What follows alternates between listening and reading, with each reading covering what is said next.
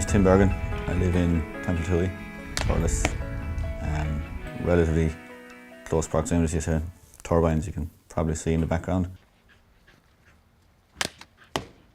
So when the project was first proposed, was rolled out locally, people got a chance to see what the project was going to be like, where it was going to be situated. They had the mock-up of what it was going to look like. People did their own research then.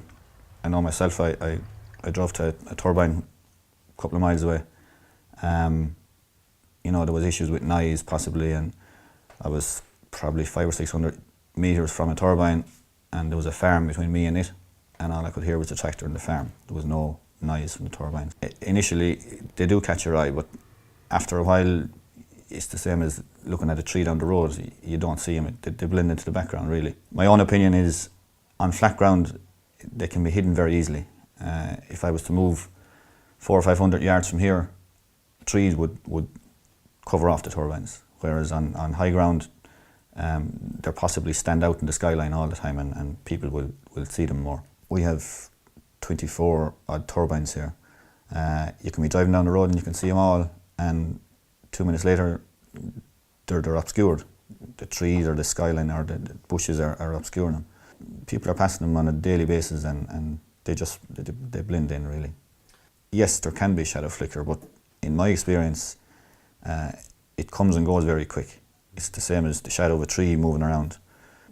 Before this, I wouldn't have seen them up close. I would have seen them in a distance. I would have seen them in other countries more so than here.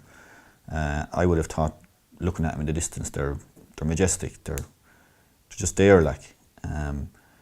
So when I see them up close and here, I mean, I probably don't even see them as much now as initially. Yes, the first one was enormous when I went up. It was huge. There was probably an audience watching it go up. But I mean, the last phase I went up just seemed to appear there overnight type of thing. So look, people make up their own minds. That would be my opinion.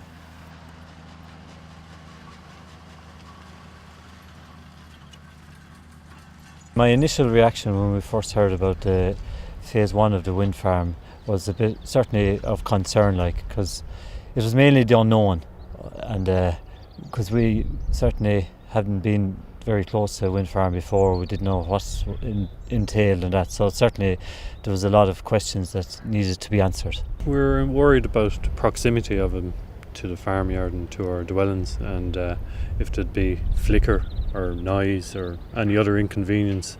You could search the internet and the various publications, you'll find chapters of objections to it, and it's only when you actually experience it yourself. When they were up, we realised there was little to be feared of. Yeah, we were offered the possibility of a turbine being built on our home farm. It's adjacent to the mines, but we declined because we thought it would impede on our neighbours too much, and we thought it was too close to houses around it. But that was phase one. But since phase two went up, it was obvious it wouldn't have any huge effect. Yeah, when we saw the first one go up, we were in awe, the size of it and the complexity of the construction. But to be honest with you, after a number of weeks, it was just looking at a large tree, or just another building. There's 5 turbines here on this farm here, and there's a whole new road infrastructure in place on this farm for access to go to each turbine, and we have full use of that road, and it makes our farming life very much easy, moving livestock and going up and down with slurry and fertiliser and grain, the whole lot, like. So yeah, definitely the road infrastructure is a big bonus. Animals, like the people, they get used to it, they don't even notice it. You'd see them sitting at the base of it, line off, chewing their cud, happy out. They have no comprehension of turbine or wind power anyway, so no, it doesn't affect them in the slightest.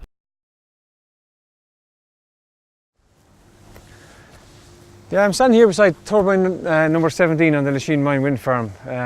We're on a reasonable windy day. There's probably about 6 or 7 metres a second wind, and the turbine is probably generating to about maybe 75% of its maximum output.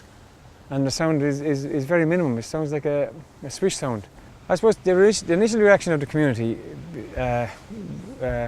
was one of a bit unknown. They were taking a leap of faith into the unknown. we were still always a bit concerned ourselves, because I'm an engineer myself. You see things on drawings, but really until you see the final the product built, like anybody building a house or whatever, you see lots of things on drawings, but until it's built, does you get the comfort factor that what you've built is what you originally designed. And I can remember the first turbine that was built, and I happened to be working on that Sunday, and it was like as if guys came out from mass in about 3 adjoining parishes, and before I knew where I was passing up to where the turbine was built, and there must have been about 40 or 50 local people there, and they're standing up looking at this thing. They were pretty amazed with engineering. They're pretty amazed that something like this could be built.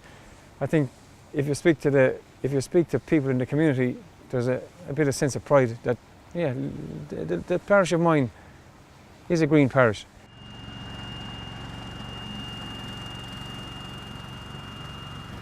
Well, the first reaction when the wind farm was proposed was we didn't know what to expect. Well, the nearest one to us is about 900 metres, 900 to 1,000 metres, and it's up. It went up about in February, but it's only started spinning or working in the past maybe 6 to 8 weeks. There is noise near him when you go up near him, but you will only be standing under him, and it's just a swoosh. And that's all you hear. We hear no noise here whatsoever, and we're only about 1,000 metres away from the nearest one.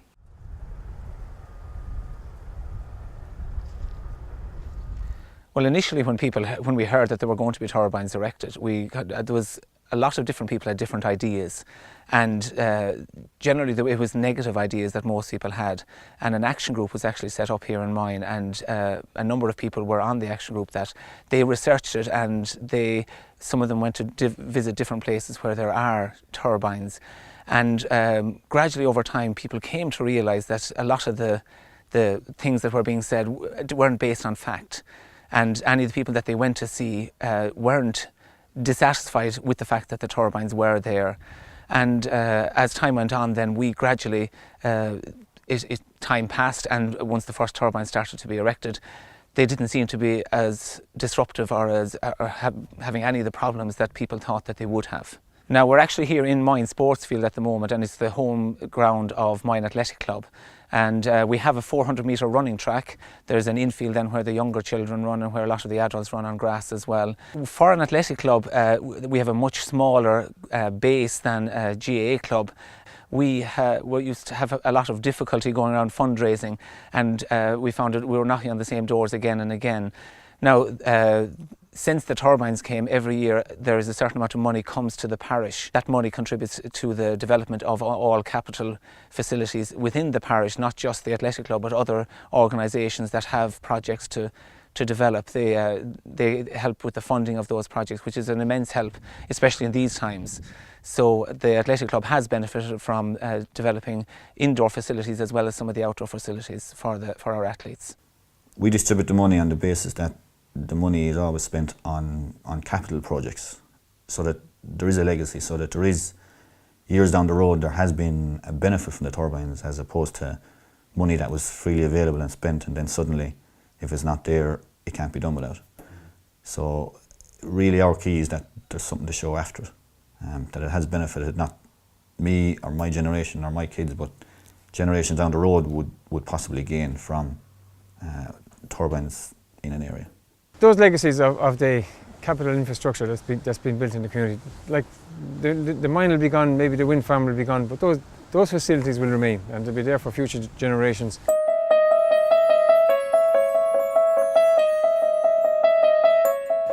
I'm personally involved in the energy business in the country because we spend the bones of over €1 million a year in electricity to keep our mine operational. So I'm very, very well aware of the impact of electricity costs. Now, wind turbines, in my opinion, they form part of the solution. They're not a full solution. And if I can quote a number of the people that we spoke to on our open day, was that they'd much sooner see a turbine spinning in the air than some kind of a facility pluming out smoke into the atmosphere. And I think based on that, and based on the impact, or based on the feedback we get from the community, like these turbines live in harmony with the people in a very, very rural agricultural community. Well, the initial few meetings, and we learned a small little bit of information. There was a little bit of apprehension. People were scared. We didn't really know what to expect. Now that they're here and up and running, no problem with them. After maybe about a week or 10 days, we didn't even bother us. We like a tree growing in your lawn. After a while, you drive in a passage, you won't even notice it. They've fitted in extremely well. They're just like gentle giants, just standing there in the countryside. Like the name Mine means flat area of land, so it isn't your typical area where where turbines would be erected. So they just stand there, and it's a very gentle sound from them. Really, they're very inobtrusive, really.